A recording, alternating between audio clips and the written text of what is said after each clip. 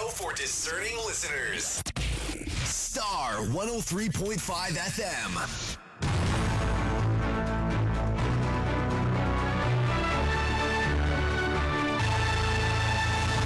It's 12 o'clock. Hello, good afternoon, and welcome to the Starr Midday News.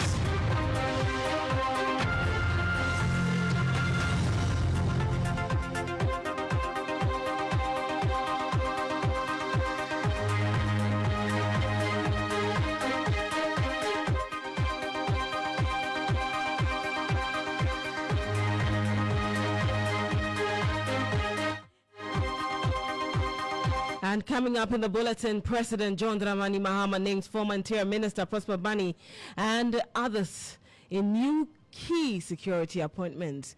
Also in the bulletin, government recalls all diplomatic and service passports issued by the Eswal Akufo-Addo administration, directing the Foreign Affairs Ministry to ensure compliance latest by 24th of this month.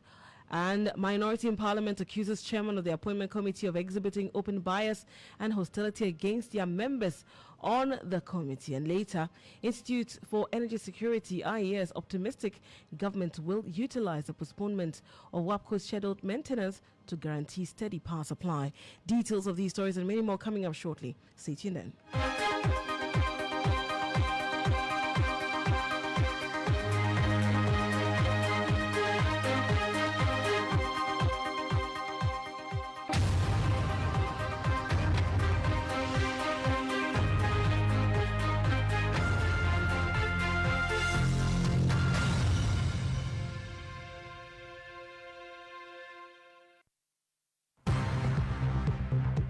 Starr News is coming to you live on Ultimate 106.9 FM in Kumasi, Empire 102.7 FM in Takrady, Zeps 95.9 FM in Zebila, Nissim 100.1 FM in Lamshao, My Star Radio in the USA. Also live on Facebook on Starr 103.5 FM and on starfm.com.gh around the world. This is Starr 103.5 FM. Starr News. Informed, in depth, in touch.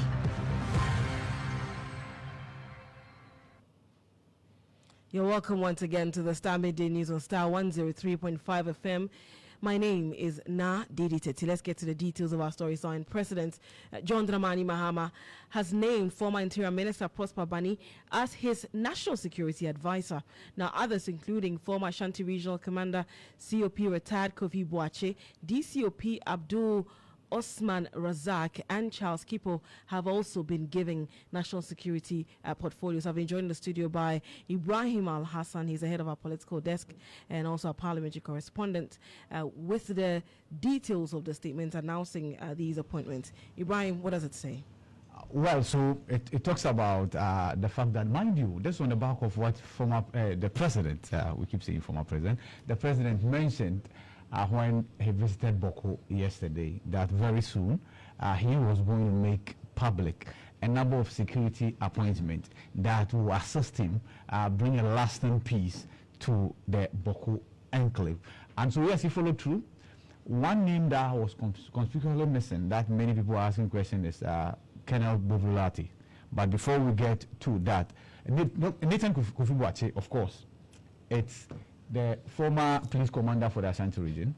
His name didn't come as a surprise because he was part of the team that was announced by the president earlier, even before he took office. So we started talking about the fact that the former chief of staff, Prosper Douglas Bani, and former actually interior minister as well, I must say, he is the national security advisor.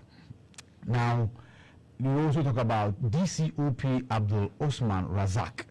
And take notice of the DCOP Abdul Osman Razak. It doesn't say DCOP retired. Nah, it doesn't say DCOP retired. So it means that DCOP Abdul Osman Razak is an active serving member of the Ghana Police Service. It doesn't say retired. It doesn't say retired. And he is the National Security Coordinator, right? And he is to ensure cohesive strategy across all security initiatives. And then we have COP Nathan Kofi Boakye, retired. He has been appointed as Director of Operations. He takes over from Lord Comey, if there's anything like that. If there's anything like taking over as far as Director of Operations is concerned. That is Nathan Kofi-Boakye for you. And then Charles Kipu is the Director General of the National Intelligence Bureau. And that was the organization that we were talking about this morning, formerly NIB. Okay. Right. Now NIB. Now NIB. Formerly BNI. Formerly BNI. Yes. So if this designation is anything to go by, then it looks like as it stands now, the new administration is maintaining that particular portfolio as it is. And so there's a statement signed by acting spokesperson to the president, Phyllis Kwati Ofosu. All right. Thank you very much, Ibrahim Alassane, with the details of that statement issued by the presidency on these key security appointments. Let's go over the telephone line and speak to security analyst Adib Sani. Thank you so much, sir, for joining us here on the Starr Midday News. Thank you so much for having me. Great to have you. Your general views on these key appointments made into the security sector by the president. Well, it's very much in line with the commitment the president made when he traveled to Buku. He indicated by the close of the week the key security appointments to be done. So true to his promise, he's been able to do that. And I think it's a great step in the right direction in addressing the myriad of security challenges we face, not just from within, but from outside. We've had to contend with over 360 unresolved chieftaincy and land disputes. So, probably these individuals have a lot of work ahead of them. And considering their industrial expertise in that area, I do hope that they are able to deliver. Looking at the expertise these individuals are bringing to the table, is there any one of them that you know of? I mean, we do know the former Interior Minister, that is Prosper Bani. We know him because he's been in government before. We've also seen the likes of Nathan Kofi-Boakye. But I think for a good number of people, Charles Kipo seems like a new name to them, as well as DCOP Abdul Osman Razak as well. Charles Kipo has been within the setup for years on end. He is very experienced. He has a very great grasp of what intelligence is all about. He's worked under almost all of the bosses you can think about in recent times. And he's always held this. He is an operational person. He is extremely experienced. Okay? And so even though his name might not be out there, because he's not a politician, it doesn't take away the fact that he is a capable hand. We do know Kofi-Boakye, the great work he did when he was the Ashanti Regional Police Commander. And so I am not surprised that he is in charge of operations at the presidency. And Prosper Bani, the former Chief of Staff, a former Interior Minister, also brings to bear that expertise needed to be able to effectively, run the country as a national security advisor who advises the president on security matters. And for the record, when the coordinator with the president to give him the briefing, the advisor is always beside him. So it is a very important position that requires someone with a great depth of expertise. For the coordinator, I mean, he is a police officer. He has been within that space for years on end. He's a former ADC to President Mahama when he was there since the days of his vice presidency. Okay, so surely he would also have a lot of expertise to bring to bear. And bearing in mind that the president had said yesterday that he will be making some key appointments into the security service shortly for them to, keenly focus on the Boko crisis and bring a resolution or find a resolution to that matter. Looking at the members assembled, does it give you the confidence that this is a mandate to be able to carry out? Absolutely. I'm very confident. And they cannot do it alone. Let's be mindful of that fact. The media would play a major role, civil society organizations, the chiefs, all those who matter would play a role in ensuring that peace is brought to the area. So they need our support. They need our help. They cannot do it alone. I mean, they are big. So we have to complement their efforts in ensuring that not just Boku is dealt with, but all the other unresolved chieftaincy and land disputes we have all across the country. All right. Thank you very much, Adib Sani, for speaking to us. We're grateful for your time. Thank you. You had to speak to security analyst Adib Sani in relation to the latest security appointments that the president has made. Well, another set of appointments is that of the regional ministers, 10 of them out of the 16 regions, and we do know that they're expected to be vetted soon.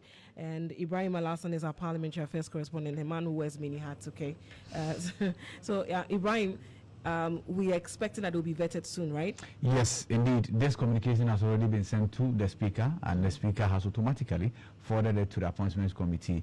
And this agreement was reached before the House took the break for the fresh MPs to be given orientation that even though the House will not be sitting, once there's a communication from the presidency, it will be forwarded to the Appointments Committee for advertisement to be placed in the dailies to invite input from the public, after which a date is set for them to be vetted. So yes, they will be vetted soon. And it will not be as grilling as that of these sectors that we have had them appear before the committee, the first three. Most definitely, because these are regional specific appointments.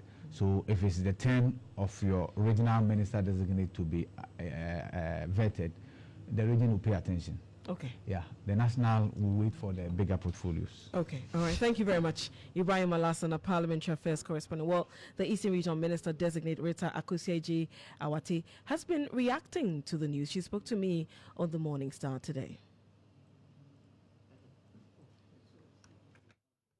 There was something in line for me. Secondly, I wasn't too surprised because it has been part of our manifesto messages that women want to form part of our governance.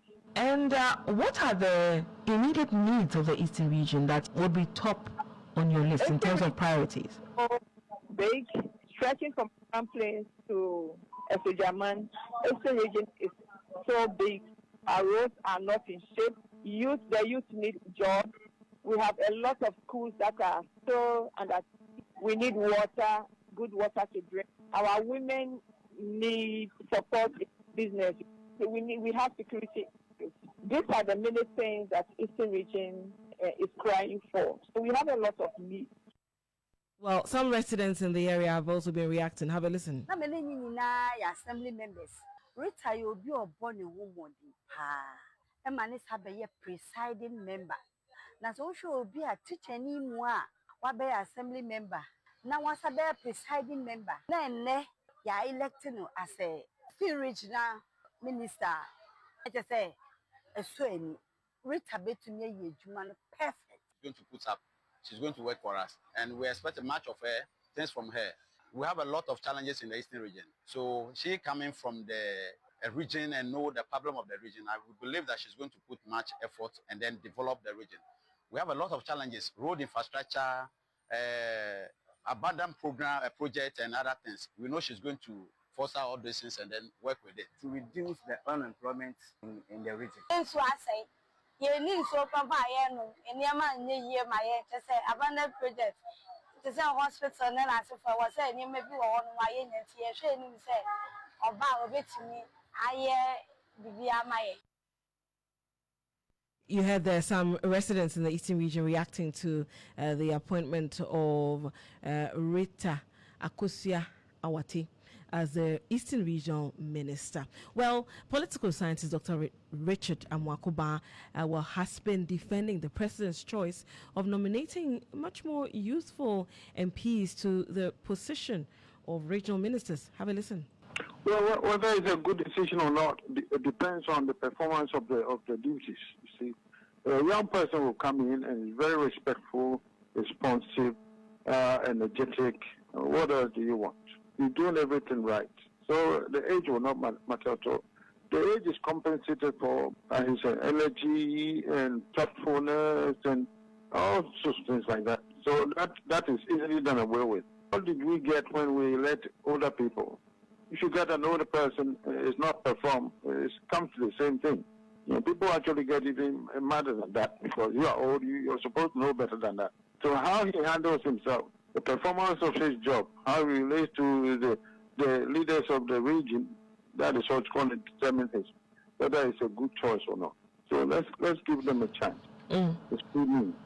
Yeah, I do understand that it's very early days yet, but for the Ashanti region to be specific, what cues can the incoming minister take from the previous minister to guide his ways in terms of steering the affairs of the region? I'm sure he'll be very mindful of how he speaks to people, different groups in the region. You can't just say whatever you want because the past minister had made such mistakes on several occasions. So he will stay away from that. But it should just run away. He should address things properly for us to know. Yes, he's young, but he's mature in his job. Kumasi is very important in the central region. And when I say Kumasi, the first thing that comes to mind is Kumasi Market. So that one he has to pay attention to. Try to use his influence to speed up the repairs they are doing. Anything else that has to be added to make the place work.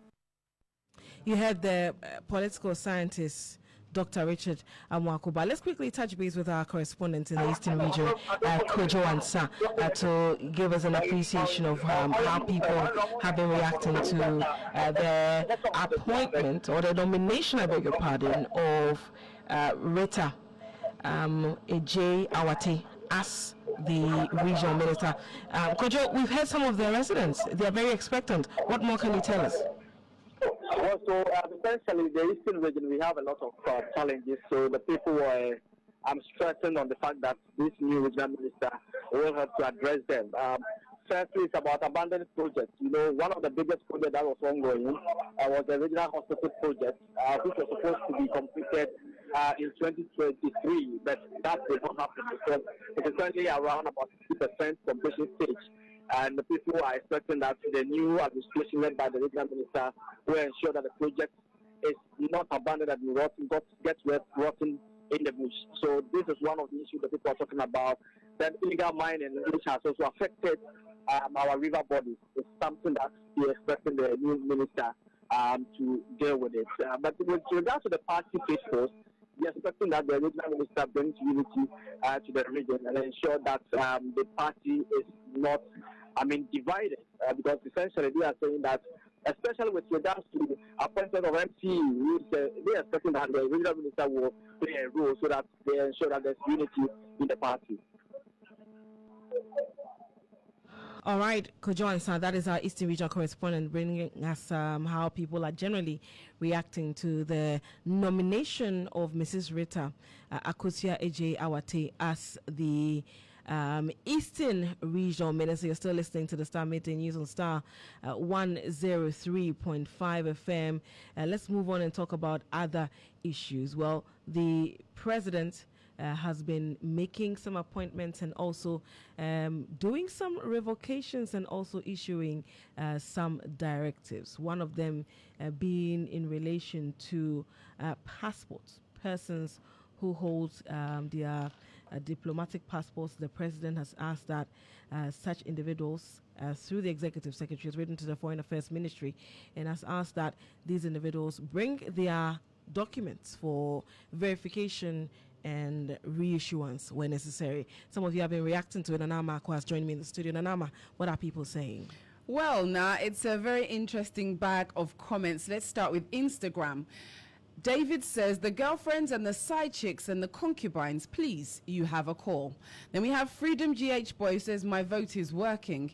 Ekia says, hey, JM didn't come to play, but I love it. Kwesi asks, what about those who are not in the country at the moment? That's also an interesting question. Next comment on X, we have come back to factory reset after freezing for 8 years. Chris adds, listen, don't judge. Then Mary says, JM is on a positive direction so far. Hope he continues on this trajectory. Steffi adds her voice. The reset is becoming interesting. The next comment says, new landlord in town.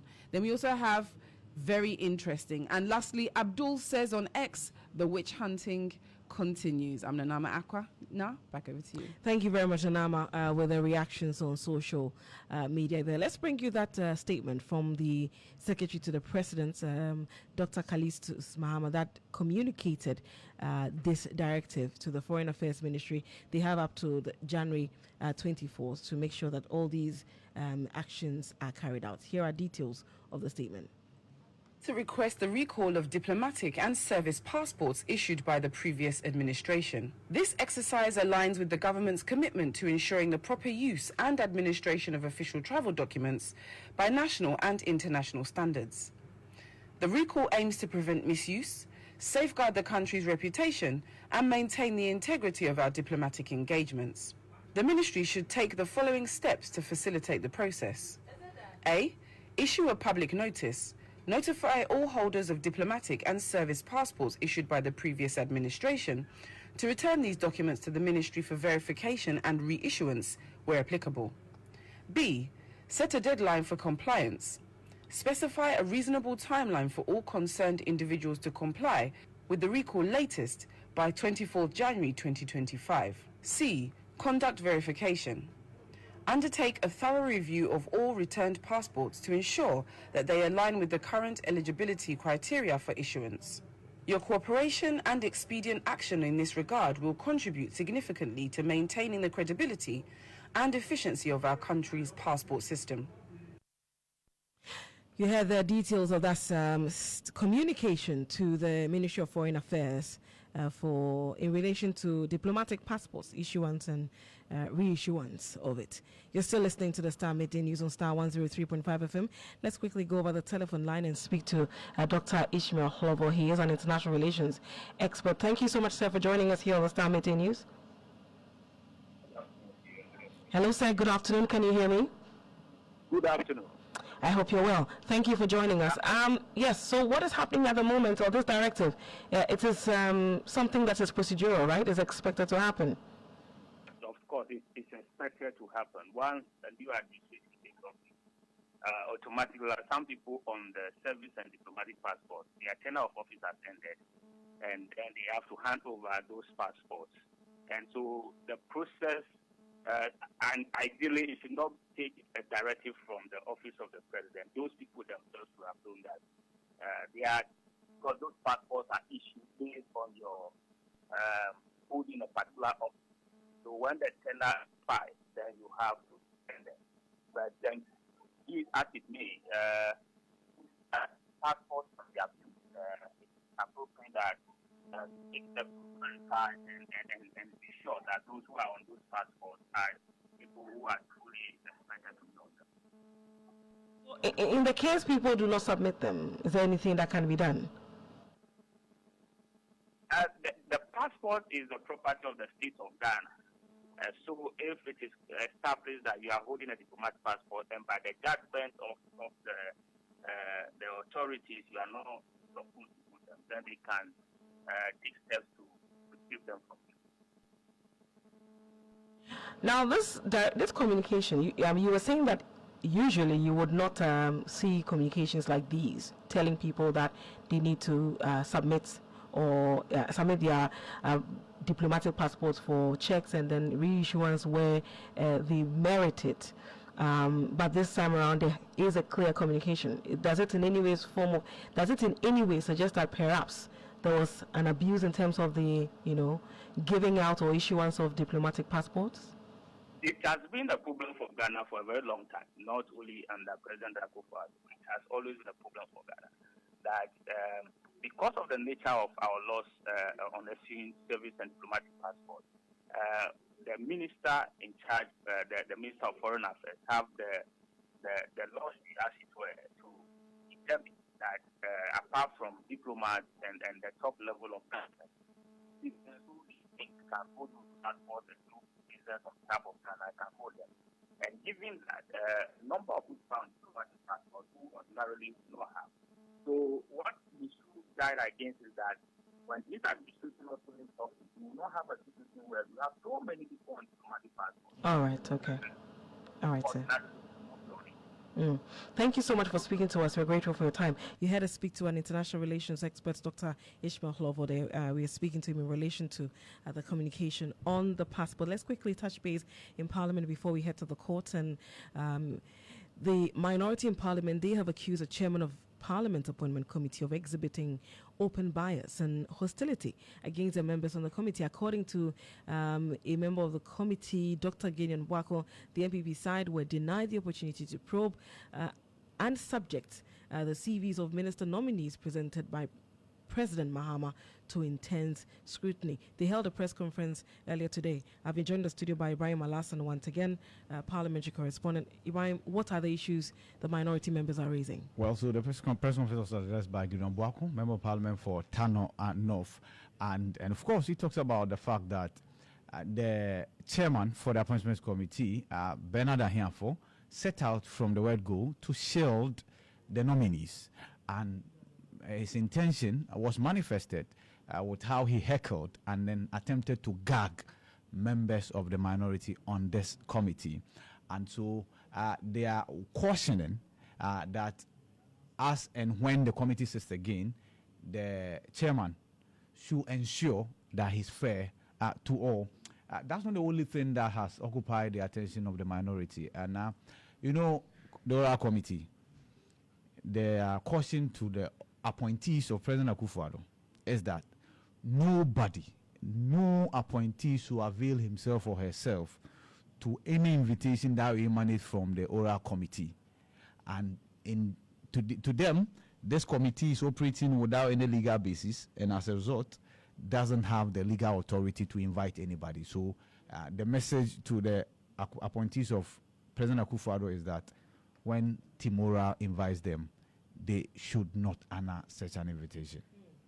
Thank you very much. Ibrahim Alassan is our parliamentary affairs correspondent. You're still listening to the Star Midday News on Star 103.5 FM. Shortly, we'll bring you the very latest in the world of sports.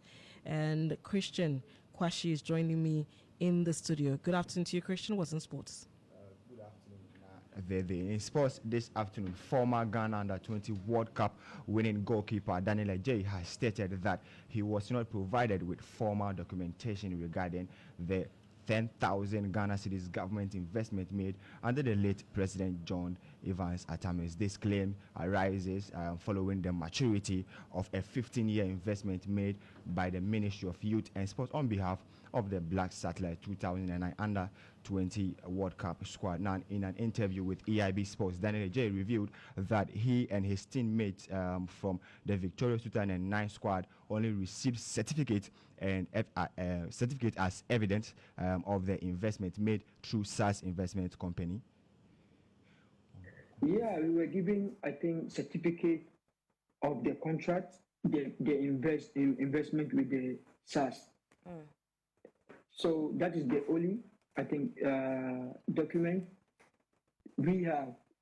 I haven't seen any insurance policy document. And for me, I can tell you that even from day one up to now, I don't have any document that shows that this amount will be given to me. But my friends, they have it because at that time, like I said, I was playing with the national team, the senior national team. So I wasn't paying attention to that. And my godfather, who stand in on my behalf to take that document. And you know, sometimes when you are moving from one place to other houses, like you try to put some document somewhere, if you are looking for it, it will be difficult for you to find. But my own, I know it's with my godfather. But other people, they have it. But no one has told me that they have the insurance company document. Only the SAS document of investment that they have. It's just a certificate. Now, meanwhile, the former Black Satellites goalkeeper has called on President John Dramani Mahama to intervene and assist them in resolving the confusion over the Black Satellite investment issue from 2000. Now, speaking in an interview with EIB Sports, he revealed that along the other teammates, they were advised to seek legal counsel, but financial constraints have hindered their ability to do so. Yes, something can be changed because it was not individual investment, it was corporate. Spoke to 2 or 3 big men, and they told us to take a lawyer. And most of us doesn't have that money to bring lawyer in because it was the state who made this investment for us. So I think the best way is to also the state must help us. And at that time, the new president, John Dramani Mahama. Well, so that should be it for sports. Back to you, Dedei. Thank you very much, Christian, with the very latest in the world of sports.